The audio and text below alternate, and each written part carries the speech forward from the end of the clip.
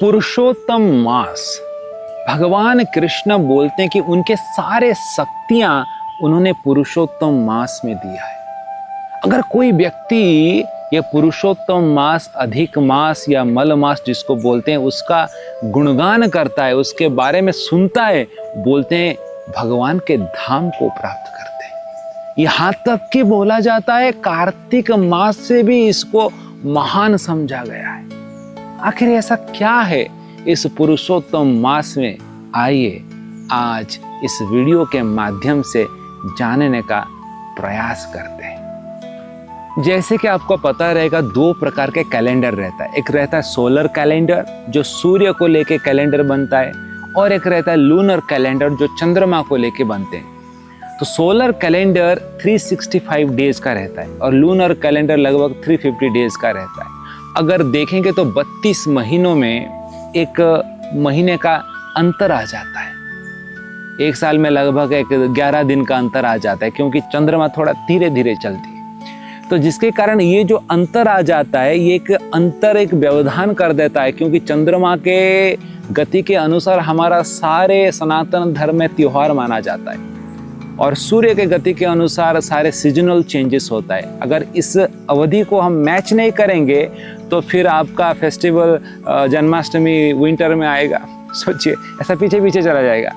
तो इसी चीज के लिए इसी जो महीना जो ये आता है, लगभग 3 साल में एक बार जो ये महीना आता है, इसको अधिक मास बोला जाता है, क्योंकि ये अधिक हो गया, एक एक्स्ट्रा हो गया, इसलिए इसको अधिक मास से भी जाना जाता है।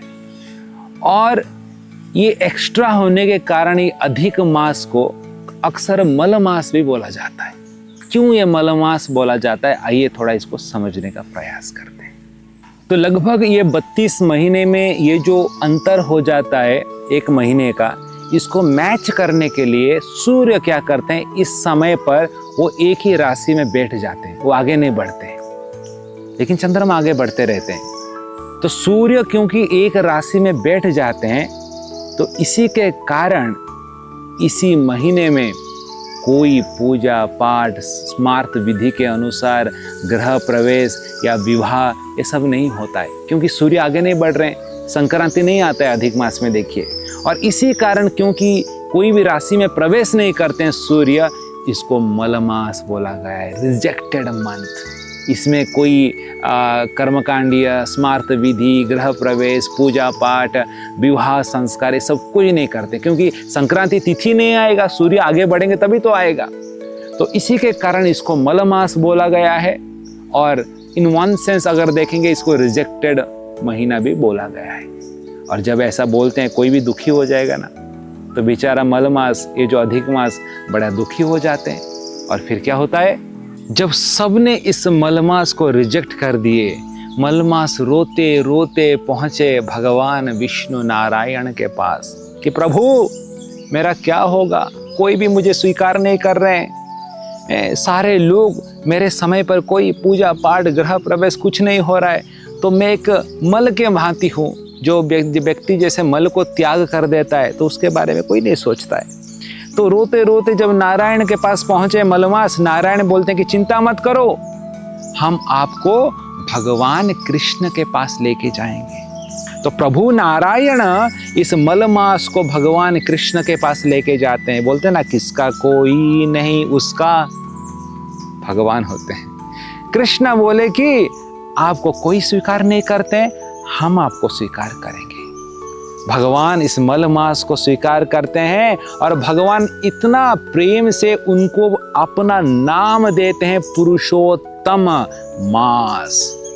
भगवान बोलते हैं, चलिए, आपके समय पर सूर्य किसी राशि में प्रवेश नहीं करते हैं, इसलिए भौतिक दृष्टिकोण से लोग कोई पूजा पाठ, कोई भौतिक कामना रखते हुए कुछ नहीं करते हैं, लेकिन आध्यात्मिक दृष्टिकोण से मेरा नाम दे रहा हूं। आपके महीने में अगर कोई पूजा पाठ, कोई नाम जब भागवत कथा श्रवण करता है, भक्ति में बहुत आगे जाएगा, यहाँ तक कि कार्तिक महीने से भी ज्यादा लाभ होगा अगर कोई भक्ति कर्म करता है इस मास में। इसलिए दोस्तों, संसार में कभी कभी रिजेक्शन आता है, लोग आपको ठुकराएंगे, लेकिन एक चीज याद रखना, भगवान कभी भी आपको नहीं ठुकराएंगे। कृष्णा हमेशा आपको एक्सेप्ट करेंगे because he is your ever well wisher. 17 मई से शुरू हो रहा है अधिक मास। इस महीने में ज़्यादा से ज़्यादा कथा कीर्तन कीजिए, भागवत श्रवण कीजिए, नाम जप कीजिए, प्रभु को दीप अर्पण कीजिए, भक्तों का संग लीजिए और भक्ति में बहुत आगे जाइए। ये खाली एक एक्स्ट्रा महीना नहीं है, ये भक्ति को आगे बढ़ाने का एक ऑफर है, पुरुषोत्तम मास। हरे कृष्ण।